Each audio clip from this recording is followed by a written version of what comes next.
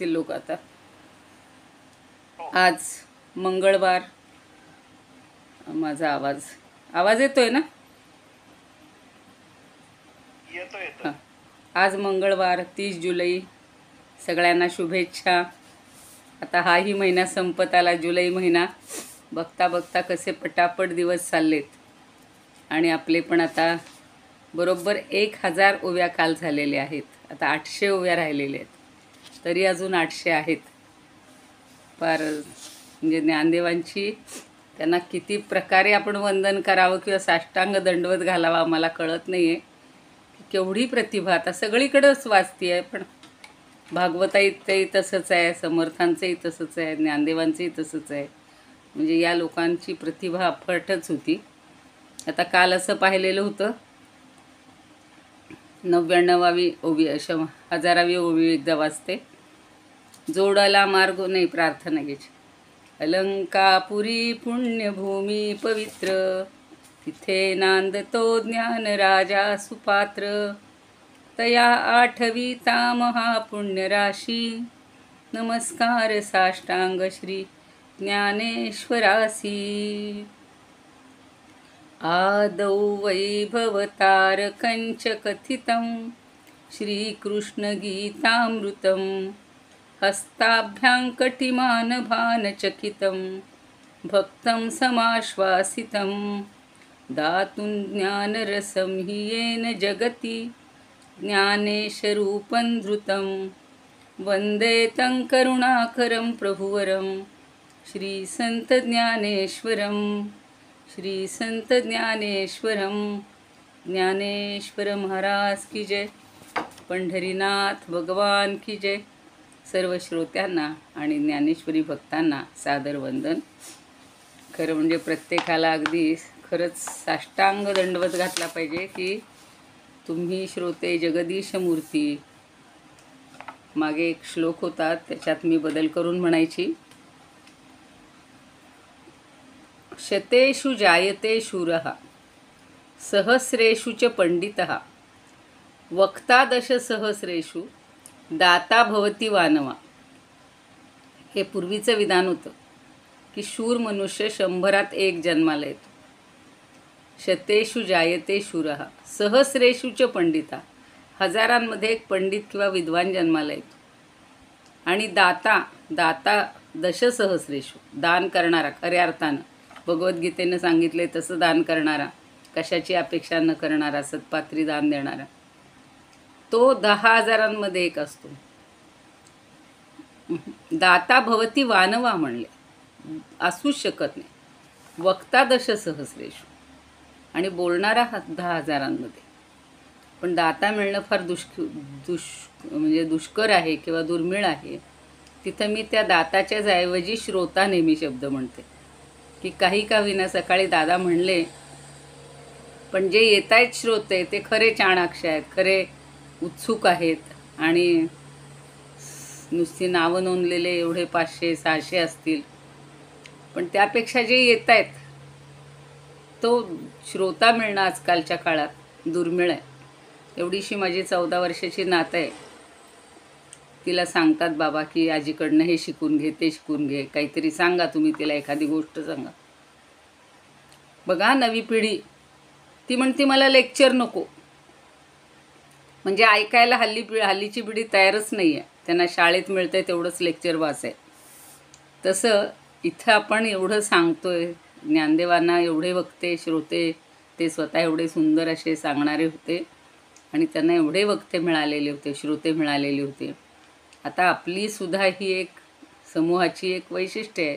दासबोध असेल, ज्ञानेश्वरी असेल, भगवद्गीता असेल, काही का विना सातत्यानं ऐकण्याचं हे जे काम करत आहेत ते श्रोते खरंच वा न वा, म्हणजे होतील किंवा नाही. पुढच्या पिढीला हा काय म्हणू आपण राहणार नाही एवढी आवड. कारण हल्ली सगळं मोबाईलवर, यूट्यूबवर सगळं बघायला मिळतं आहे. त्यामुळं खरं मनापासून ज्ञान घेणं हे अवघड आहे. कालच्या ओवीमध्ये शेवटच्या ज्ञानदेव काय म्हणतात बघा, जोडला मार्ग प्रांजळू, मिनला सुसंगाचाही मेळू, तरी पाविजे वाचुनी वेळू लागे चिकी. सगळं जरी जुळून आलेलं होतं, काल आपण सगळं पाहिलं, की बी पेरल्या पेरल्या फळ अफाट येईल, पण लगेच येईल का हो? नाही. औषध घेतल्या घेतल्या लगेच आपल्याला गुण येईल का हो? लगेच आजार बरा होईल का हो? नाही. पहाट झाली, सूर्योदय झाला की लगेच माध्यान्ह होईल का हो? नाही. इतकी सुंदर उदाहरणं दिलीत. तसाच चांगला मार्ग आपण निवडलेला आहे. आणि सुसंगाचा मेळू, अहो पूर्वीच्या काळी संतांचा मेळ माहिती नाही, त्यांनी मांदियाळी म्हटलेलं आहे. म्हणजे मोठा समूह असायचा. वारकरी जेव्हा जायचे त्यावेळेला सगळी संत मंडळी एका वेळेला सगळे जायचे तिथे. तसं इथं मिळता सुसंगाचा मेळू म्हटलेलं आहे. म्हणजे चांगल्या संगतीचा मेळावा मिळाला किंवा मोठ्या प्रमाणावर आपल्याला सत्संगाची जोड लाभली तरीसुद्धा पोहोचायला काही वेळ लागतो की नाही? का माझ्याबरोबर ज्ञानदेव आहेत, तुकाराम आहेत म्हणून मी निघालो आळंदीहून किंवा देहूहून की पोचलो लगेच पंढरपूरला. अगदी विमानाचं उलट मला तर हल्ली विमानाच्या प्रवासापेक्षा खरंच ही पायी दिंडी चांगली आहे बघ. अखंड शरीराला, मनाला, सगळ्याला एक चिंतन करायला संधी आहे. ते विमानात 4-4 तास थांबा, हे करा, वेटिंग करा, बोर्डिंग करा, अमुक करा. त्यापेक्षा ही दिंडी चांगली. सगळ्यांचा सहवास. इथं कुणी कुणाकडं बघणार नाही, कुणी कुणाशी बोलणार नाही. आकर्षण असतं माणसाला विमानात बसून जावं म्हणून, पण मला तरी त्याची अजिबात ओढ वाटत नाही. मग सगळे सद्गुरू भेटले, सज्जन भेटले तरीसुद्धा लगेच आपल्या जीवामध्ये आत्मानात्मविवेकाचा जरी अंकुर फुटला तरी पुढची ओवी अजून महत्त्वाची आहे, ही जी आत्ता वाचायची ती, की एकदम तर सगळं जुळून आले, पण वैराग्य आणि आपल्याला जी मोक्षाची हे पाहिजे ते एका क्षणात नाही भेटणार आहे. म्हणून पुढची ओवी बघा. तैसा वैराग्य लाभू झाला, हे सगळं मिळाले, वरी सद्गुरूही भेटला, जीवी अंकुरू फुटला विवेकाचा. मग आता वैराग्याचाही लाभ झाला, सद्गुरूचीही भेट झाली, मग कशाचा? विवेकाचा अंकुरू फुटला. मग आपल्या जीवामध्ये, मनामध्ये, अंतरंगामध्ये आत्मानात्मविवेकाचा अंकुर फुटतो. जसं पेरणी केल्यानंतर तिसरे दिवशी हळूहळू अंकुर यायला लागतात की नाही. आपण नवरात्राच्या वेळेला छान धान्य पेरत असतो, सप्तधान्य, नवधान्य, आणि 10 दिवसात छान ते वाढतं एवढं मोठं. पण ते वाढायला 10 दिवसाचा काळ जातो, अंकुर फुटायला 3रा दिवस लागतो, 2रा दिवस लागतो. पण आता काय आहे, काय खरं आहे, काय खोटं आहे, हे मात्र आता आपल्याला, त्यामुळं विवेक, वैराग्य आणि गुरु आणि सज्जनांची संगत इतकं सगळं मिळालं की आता ते हा वैराग्याचा अंकुर, विवेकाचा अंकुर. विवेक शब्द सगळ्याच संतांनी फार मनापासून वापरलेला आहे आणि मलासुद्धा रोज क्षणोक्षणी तो विवेक आठवत असतो. या ठिकाणी विवेकाची गरज आहे. अगदी छोट्या छोट्या गोष्टी असतात, पण त्यासुद्धा विवेकानंच करायच्या असतात. धसमुसळेपणानं, अविचारानं हे करू नये. पुढे बघा. तेणे ब्रह्म एकाथी, ये राघवीची भ्रांती, हेही कीर प्रतिती गाढ केली. आणि मग त्यामुळं काय होतंय की ब्रह्म एकच आहे. त्या ब्रह्माचं ज्ञान आपल्याला होते, पण ते सर्वश्रेष्ठ आहे परब्रह्म. आणि मग जिथे मुक्तीचंही कार्य संपतं. मुक्ती म्हणजे काय मिळणार आहे? परब्रह्माची एकरूपता, हीच मुक्ती आहे. मग मोक्षाचं प्रयोजन त्या ब्रह्मानुभवामध्ये विराम पावतं. आता त्याला वेगळे पण काही राहत नाही त्या मोक्षाला किंवा मुक्तीला. म्हणून त्यांनी छान म्हटलेलं आहे, मोक्षाचेही काम सरे जेथ, सर्वात्मक सर्वोत्तम परितेची जे परब्रह्म. एकदा परब्रह्म भेटलं की मग पुढं काहीच उरत नाही आहे. मग मोक्षाचंही काम झालं.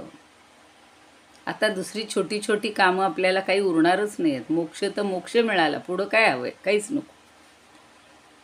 मग या तिन्ही अवस्था कशा आहेत ते पुढे ज्ञानदेव सांगतात. यया तिन्ही अवस्था पोटी, जिरवी जेगा किरीटी, यया ज्ञानासी ही मिठी दे जे वस्तू. आता वस्तू हा शब्द नेहमी आपण सगळ्या वस्तूला वस्तू वापरतो. आपण सगळ्यालाच वस्तू करून टाकलेत.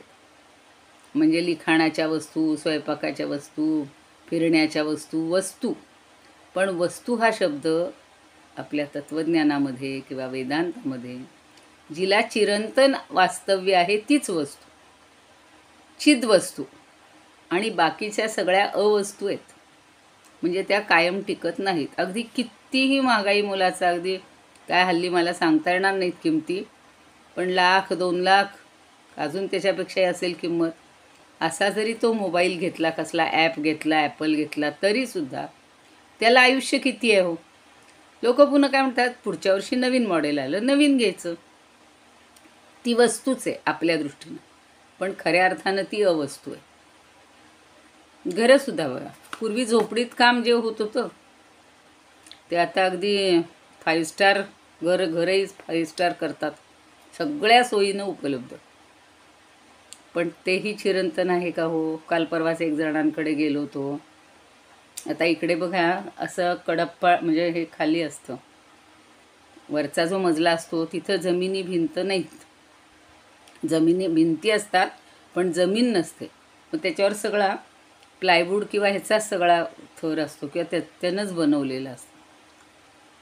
परवा ऐकत होते की एक अशाच माझ्यासारख्या एका मुलीच्या आई आलेल्या होत्या किंवा सासूबाई, माहिती नाही त्यांना एकदम जाग आली तर असा जाळ दिसायला लागला. पाहतायत तर सगळं पेट घेतलेलं होतं घरामध्ये. एवढं मोठं घर नवीन बांधलेलं, काय झालं कोणालाच कळलं नाही. त्यांनी विझवण्याचा प्रयत्न केला तर ती आग जास्तच भडकली. त्या बाईंचं आणलेलं सगळं सामान एका क्षणात जळून गेलं. घालायला एक कपडा उरला नाही. म्हणून या सगळ्या अवस्तू आहेत. तुम्ही किती महागाई मुलाचा कपडा घ्या, वस्तू घ्या, भांडं घ्या, जे काय असेल ते घ्या, अगदी TV घ्या, सगळं मोबाईल घ्या, सगळं घ्या, पण ते काही टिकणारं नाही. म्हणून इथं काय म्हणतायत, मला हे जास्त पटलेलं आहे म्हणून मी जरा सांगत बसले की यया तिन्ही अवस्था पोटी जिरवी जेगा किरीटी, यया ज्ञानासीही मिठी देजे वस्तू, आनंद ज्ञानासीही मिठी दे ही वस्तू. म्हणजे ही जी वस्तू आहे, परब्रह्म आहे, हे ज्ञानाला मिठी मारते. म्हणजे ज्ञान झालं की ते तिथं एकरूप होते. किरीटी म्हणजे हे मुकुट घातलेल्याला त्या उद्देशून बोललेलं आहे की या ज्या 3 अवस्थांच्या पोटी जिरवी जेगा किरीटी म्हणजे हे अर्जुना, या सगळ्या ज्या 3ही अवस्था आहेत, कोणत्या हो 3 अवस्था, जागृती, स्वप्न आणि सुषुप्ती. या 3ही अवस्था किंवा सगळीकडे त्रिपुटी पाहिली आपण, ज्ञाता, ज्ञेय, ज्ञान किंवा कर्ता, कर्म, करण, हे सगळं. तर ह्या ज्या त्रिपुटी आहेत ह्या सगळ्या तिथे थांबतात, संपतात. म्हणजे त्या त्रिपुटीला गिळून टाकलेलं आहे ते ज्ञानाने. कोणतं ज्ञान, परब्रह्माचं, ब्रह्माचं ज्ञान. म्हणजेच काय की ब्रह्मवस्तू ज्ञानाला सुद्धा गाढ आलिंगन देते. म्हणजे आता ज्ञान आणि ब्रह्मवस्तू वेगळे उरतच नाहीत, कारण आपण म्हटलं तिथे त्रिपुटी संपूनच जाते. सकाळी जसं सांगितलं तसं की खरा जो भक्त असतो तो भक्त आणि देव यात फरक राहतच नाही ना. तीच अवस्था इथं आहे की ब्रह्म अनुभव. समर्थ म्हणतात बघा, ब्रह्म अनुभव दे रे राम. आणि तिथं सगळीकडे म्हणलेलं आहे विवेक, म्हणजे विवेक दे, हे दे, सगळं मला मागितलेलं आहे भगवंतानी, पण ते मिळालं की आता काहीच उरत नाही. ती शेवटची मागण्याची किंवा मिळण्याची शेवटची स्टेप किंवा शेवटचा टप्पा आहे. जे आता पुढं म्हणतायत बघा, दे जे ऐक्याचे एकपण सरे, जेथ आनंद कणू ही विरे, काही चिनुरो निवरे जे काही गा. आता हे तर मला काय म्हणजे कसं समजावून द्यावं कळलं. ऐक्याचं एकपण सरे, ऐक्य म्हणजे काय, तुम्ही भेद संपला, दोघांचं ऐक्य झालं, म्हणजेच आता दोघं एक झालेली आहेत. पण त्याचं एकपण म्हणजे वेगळेपण असं राहणार नाही. इथे एकपण याचा अर्थ आपण वेगळेपण घेऊया. आणि जेथं आनंद कणू ही विरे, तिथं कुठलाही आनंदाचा कणसुद्धा त्यात विरून जातोय. म्हणजेच जिथे ऐक्याचं एकपण सरतं आणि ब्रह्मैक्याची जाणीवसुद्धा ज्या ठिकाणी नाहीशी होते. एवढंच नव्हे, आनंदाच्या जाणीवेचा कणसुद्धा तिथं राहत नाही. म्हणजे सगळंच एकरूप झाले. वेगळा आपल्याला आत्ता काय होतं, चला काहीतरी आनंदाची गोष्ट कळली की आपल्याला आनंदाचा मोठा एकदम हे मिळतो, मोठा आनंद मिळतो. म्हणजे मोठा काहीतरी ढगा एवढा अगदी आभाळात मायेनं म्हणतात ना, आभायात बी मायेनं, इतका आनंद मिळतो. पण आता ते आनंदाच्या पुढे गेलेला येतो, त्यामुळं आनंदाचा कणसुद्धा तिथं दिसत नाही. सगळी अवस्था एकरूप झाली. फक्त म्हणजे तो ब्रह्म जो कोणी आहे तो जाणून घेणारा, हे सगळं एकरूप झालं. कारण आनंदमय ब्रह्म म्हणलेलं आहे. ते ब्रह्मच आनंदमय आहे, तर वेगळा आनंद कशाला आता उरणार आहे? वेगळा आनंद काय घ्यायचा आहे? तोच आनंदमय होऊन गेला. म्हणजे जाणीव नेणीव यातलं काहीच उरत नाही. म्हणून आपण जो श्लोक रोज म्हणतो, पूर्णमदः पूर्णमिदं पूर्णात् पूर्णम् उदच्यते पूर्णस्य पूर्णमादाय पूर्णमेवावशिष्यते. म्हणजे हे पूर्ण, हे जे ब्रह्मांड आहे, ब्रह्म आहे, याच्यातनं कितीही काढून घ्या किंवा कितीही त्यात भर घाला, ते पूर्णच आहे. त्याच्यात वाढही होणार नाही, कमी होणार नाही. ते चिरंतन आहे तेवढंच आहे. म्हणून बघा, ऐक्याचे एकपण सरे, जेथ आनंद कणुही विरे, काहीची नुरोनी उरे जे काही गा, तिये ब्रह्मी ऐक्यपणे ब्रह्मची होऊन असणे, ते क्रमेची करून तेणे पाविजे पै. मग आता त्या ब्रह्माशी ऐक्यपणे ब्रह्मची होऊन गेले. म्हणजे म्हणतात ना, ब्रह्मविद, मगाशी त्या राजाध्यक्ष सरांनी सांगितलं दासबोधात, की ब्रह्मविद ब्रह्मैव भवती. हा जो ब्रह्म जाणणारा आहे तो स्वतःच ब्रह्म होऊन गेला. हो, म्हणजे त्यांचं एकपण झालं, ऐक्य झालं, वेगळेपण उरलेलंच नाही. एकरूप ब्रह्मच होऊन राहणं. आणि साधकाकडून अशी ही सगळी अवस्था त्याला क्रमशः प्राप्त करून घेतली जाते. हळूहळू हळू.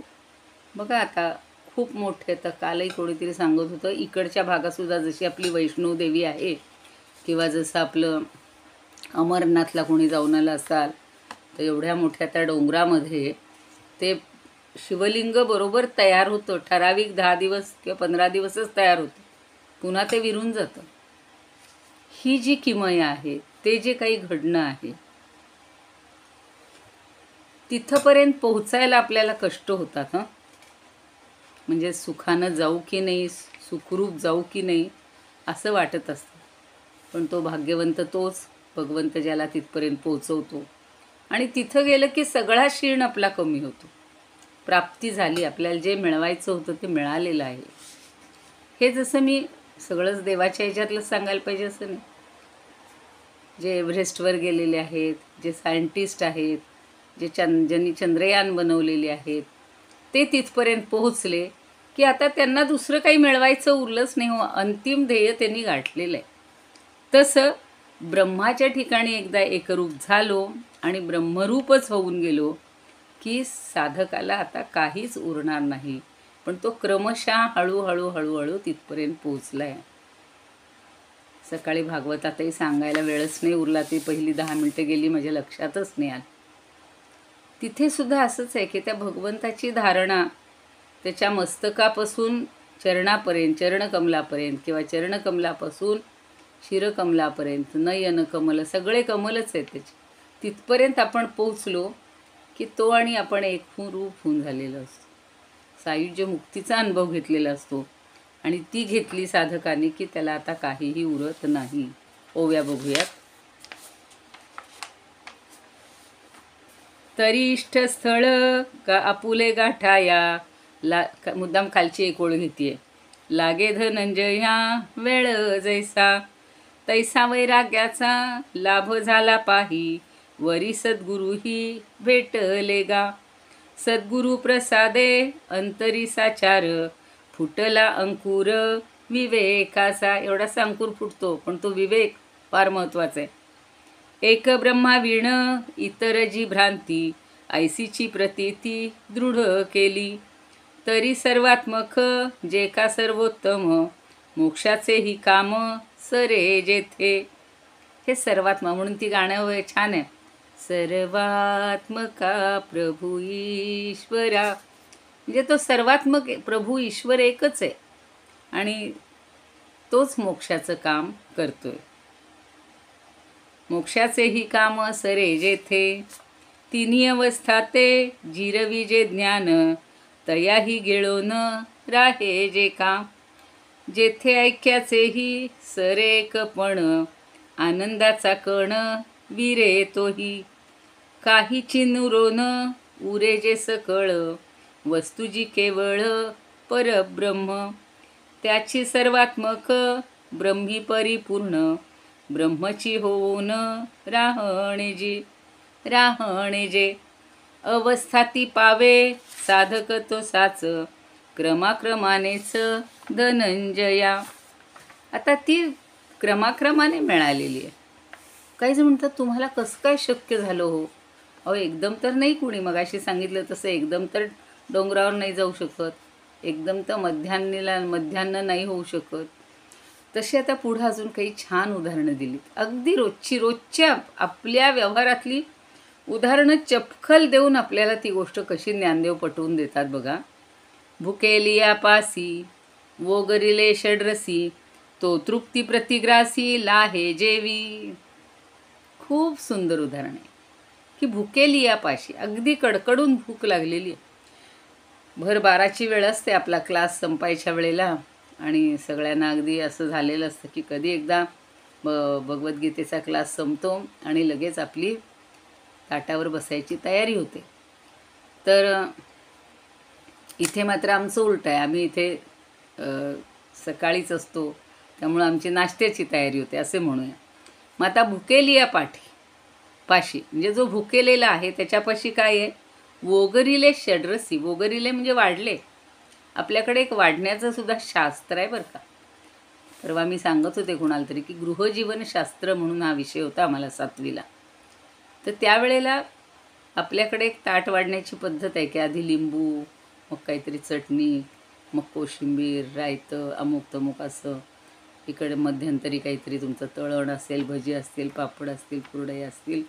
मग इकडे खाली येत सुकी भाजी, ओली भाजी, खाली पुन्हा काय म्हणू आपण मधुर रसाची थोडीशी खीर वाढण्याची पद्धत आहे.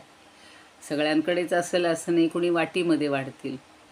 आणि मग आमटी असेल, कढी असेल, अशा सगळ्या वस्तू, पुरी पोळी भाजी जे काय असेल ते, भाज्या कोरड्या सुक्या सगळ्या ओल्या, हे सगळं वाढायला म्हणजे षड्रस.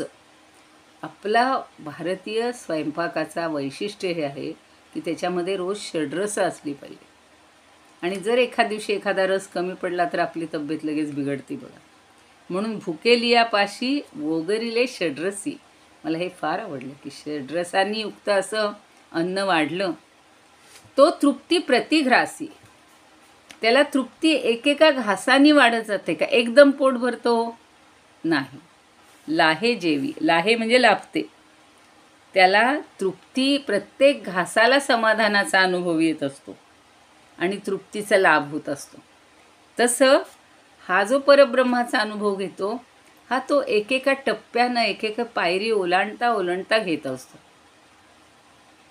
काल परवा कोणी सांगितलं होतं बघा छान उदाहरण की आजसुद्धा ह्या योगाच्या अभ्यासाने आपल्या जीवनाचा विराम करणारे एक दाम्पत्य मध्यंतरी झालं आहे की त्या दोघांनी एक दिवशी आईवडिलांनी मुलांना सांगितलं की या रे बाळांनो, आज आपण आता सगळे बरोबर जेऊयात, थोडं आम्हाला तुमच्याशी महत्त्वाचं बोलायचं. तर सगळ्यांना वाटतं आता हे काय महत्त्वाचं बोलणार आहे?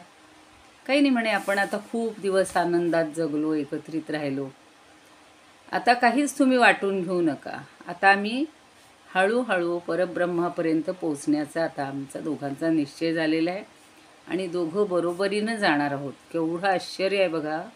तुमच्यापैकीच कोणी पाठवलं असेल, मला माहिती नाही आहे. मग एक दिवशी संध्याकाळ म्हणजे त्या जे आहेत त्या असं 2-3 दिवस पूर्ण आहार बंद करतात. संध्याकाळच्या वेळेला जे आता ज्ञानदेवांनी सांगितले तसं अपान वायूपासून त्याला वर आणत प्राणाची धारणा, मग हळूहळू मस्तकापर्यंत केली. त्या परब्रह्माचं चिंतन केलं, भगवंताचं चिंतन केलं आणि हळूहळू आपला प्राण हा इथून मुक्त केलेला आहे. बायकोनी केल्यानंतर पतीनं काही काळानंतर किंवा काही वेळानंतर पुन्हा तोच सगळा केला आहे, अभ्यास केलेला आहे आणि दोघांनीही आपला प्राण हा सुषुप्ता म्हणजे ब्रह्मरंध्रापर्यंत पोचवलेला आहे आणि तिथं ते शांत झालेलं आहे. हे कुणाला घडतं? मी हे एवढ्यासाठी सांगायचं आहे की हे एका दिवसाची ही तपश्चर्या नाही. हळूहळू सगळ्यावर नियंत्रण आणत वैराग्य, मग विवेक, मग सगळं हे जे त्यांनी मगाशी सांगितलेलं आहे हे करत करत मनुष्य ते गाठू शकतो. आजही उदाहरणं एवढ्यात घडलेली आहेत. म्हणून त्यांनी म्हटलेलं आहे की मध्ये हे उदाहरण कसं भुकेलेल्याचं छान आपल्याला पडतं की प्रत्येक घासाबरोबर आपली तृप्ती होत असते. तसा वैराग्याचा ओलावा, तसा विचाराचा तो दिवा, अंबुथीला आत्म ठेवा काढीची तो. त्याचप्रमाणे अंतःकरणामध्ये वैराग्याच्या ओलाव्यात म्हणजे स्नेह ओलावा असेल ना प्रेमाचा, तर कुठली गोष्ट जमते. आणि विवेकाचा दिवा, विचाराचा म्हणजेच विवेकाचा दिवा. त्यांनी विचार शब्द वापरला, पण विचार म्हणजे सारासार विचार, आत्मानात्म विचार, त्यालाच विवेक म्हणतात. तर तो दिवा प्रज्वलित झालेला आहे. आणि अंबुथिता आत्म ठेवा, अंबुथिता म्हणजे हस्तगत केला आहे. आत्मज्ञानाचा ठेवा हस्तगत केला की काय होतं? काढीची तो, त्याला तो दिवा हे काय म्हणू आपण, आत्मप्राप्ती होतेच. या सगळ्या गोष्टी, आत्मज्ञान मिळालं की आत्मप्राप्ती झालीच. मगाशी सांगितलं तसं ते सगळं विरून जाते. ज्ञान वेगळं राहत नाही, परब्रह्म वेगळं राहत नाही, करून घेणारा वेगळा राहत नाही, सगळं एकच होऊन गेलं. ब्रह्मविद ब्रह्मैव भवती, ज्यानं ब्रह्म जाणलं तोच ब्रह्म झाला. म्हणून आपल्याकडे जी पुन्हा गाणी आहेत सारखी मला ती आठवत राहतात. आजी मी ब्रह्म पाहिले, हे म्हणणारा सुद्धा ब्रह्मरूप झालेला असणार आहे, तो म्हणायला उरतच नाही. सगळेजण म्हणतात ना, मग तो जसं त्या शास्त्रज्ञांनी जे कुठलं केमिकल होतं किंवा काय विष होतं त्याची चव गोड आहे का कडू आहे हे पाहण्यासाठी त्यांनी एकच कण आपल्या जिभेला लावला आणि त्यांनी फक्त एस लिहून ठेवलं. मग स्वीट का सुअर म्हणजे कडू का गोड हे त्याला पुढं लिहवलंच नाही, तो तिथेच शांत झालेला आहे. तसं हे शास्त्र काय, सायन्स काय किंवा आपलं अध्यात्मशास्त्र काय, हे सगळं आत्मप्राप्ती झाल्यानंतर पुढं काहीच उरणार नाही आहे. तरी भोगी जे आत्मरुद्धी, आता रुद्धी शब्द वापरलेला आहे. रुद्धी म्हणजे भरपूर, समृद्धीतला रुद्धी. एवढी योग्यतेची सिद्धी जयाच्या अंगी निरवधी लेणे झाली.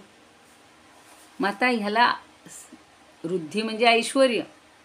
कशाची? आत्मरुद्धी भोगी जे, तो काय करतो? आत्मानुभवाचं ऐश्वर्य भोगतो. आत्मानुभवाचं ऐश्वर्य. लोक म्हणतात चला आलोय मजा करून घ्या, ही आईस्क्रीम खा, ती आईस्क्रीम खा, हे केक खा, ते केक खा, या टॉफी खा, अमकं खा. ते नाही ऐश्वर्य. इथे आत्मानुभव ते ऐश्वर्य आहे आणि ते भोगायचे. एवढी योग्यतेची सिद्धी, एवढ्या योग्यतेची सिद्धी त्याला कशी होणार आहे? जयाच्या अंगी निरवधी. निरवधी, अवधीच नाही आहे त्याला. निरंतर, निरंतर हा शब्द त्याला निरवधीसाठी वापरता येईल की त्याचं निरंतर असं ते काय होतं, हे लेणं झालं, निरंतर लेणं. आता मी मगाशी सांगितल्या त्या उदाहरणात त्या बाईंनी आणलेले सगळे दागिने जळून गेले, पाणीच होऊन गेलं, काहीच मिळालं नाही. आहेत का हो त्या दागिन्यात? किती महागाईचे असतील, काय उपयोग आहे? पण हे जे लेणं आहे ना, योग्यतेची सिद्धी कशाची? तर आत्मानुभवाचं ऐश्वर्य भोगावं एवढी त्याची सिद्धी प्राप्त झालेली आहे त्यांना.